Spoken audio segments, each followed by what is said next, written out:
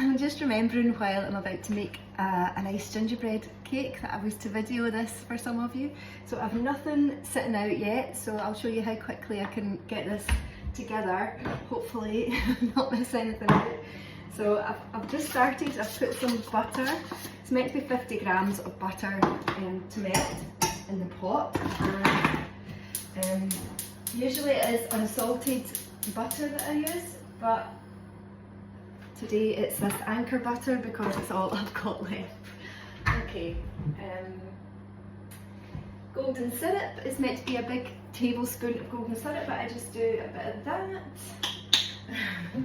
Because I'm always doing this in a bit of a rush. Okay, so the next thing is, this is the cup I use for everything. So it's half a cup of sugar, caster sugar, and in your bowl, and then an egg. I've got one egg left. I've already got scones in the oven. Right, so you probably should whisk the egg before you add it in, but I just throw it in and find another spoon. And here all my spoons are. This one I'll have to do. So just stirring it in, creaming the sugar with the egg, and meanwhile the butter is melting with the golden syrup. It's so easy. Oh, that's my breakfast just popped up. Okay, like that. Right, just give that a little stir round. Okay, I'll look at some other things while I'm waiting on my syrup and butter. So I need plain flour, and it's a cup of plain flour that goes in to the mix. So same cup, if you can see. You could do better than this, by sieving the flour. I'll put a bit back. It's a bit of a mess today. Alright, that's not meant to boil, but okay, it's all melted, so add it in. Just keep stirring. It smells nice with the golden syrup and the butter. Okay. Put that to one side, add the flour, a cup of flour. Okay, a teaspoon of baking powder.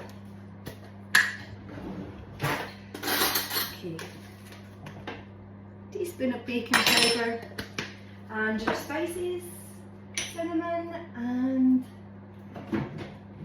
ginger. You could use mixed spice. I think that's actually in the original recipe, and really I don't measure anything out, I just do a sprinkle. So if you come to my relaxation sessions, you'll know that every week it tastes a little different. And really it should be about much more ginger, so I put in about 2 to 3 teaspoons of ginger, but I don't think the original recipe had as much as that, but I like it to be quite gingery. Okay, so not a great deal of science to this recipe, just need a cup. Alright, and then your bicarbonate of soda, a teaspoon of bicarbonate of soda in the same cup, and then it's 3/4 of the cup of milk added to your bicarbonate of soda.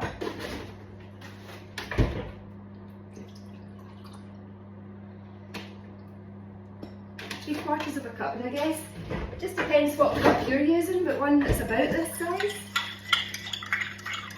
Stir it in.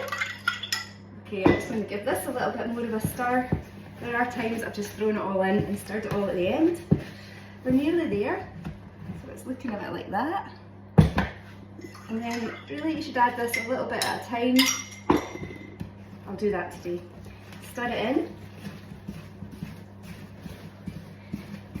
And then I'll just put the whole lot in.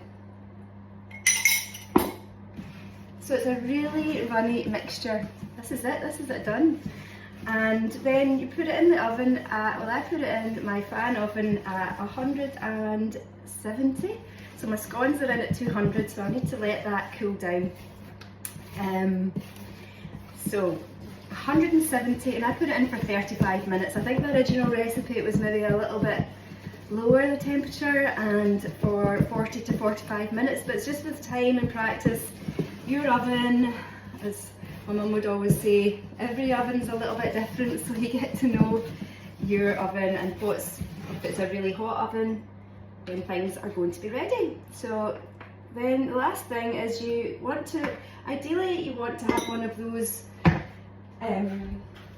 inserts that go into your baking tray, but I've ran out, so you want to grease your baking tray, but I found using this isn't something I bought, it is a light spray and it's quicker than getting the butter on the bit of greaseproof paper, so I just do that to make it easier.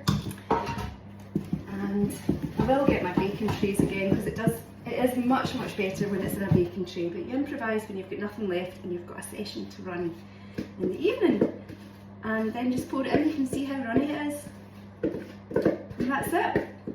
So 35 minutes, once my scones are out the oven, this will go in and that's ready, and then you ice it. I make the icing really thick, so just add tiny wee bits of water to just icing sugar, that's all, and wait till the cake is totally cooled down and then ice it, and that's you. Okay, I hope that makes it easier for you to make your own iced gingerbread cake. Bye for now.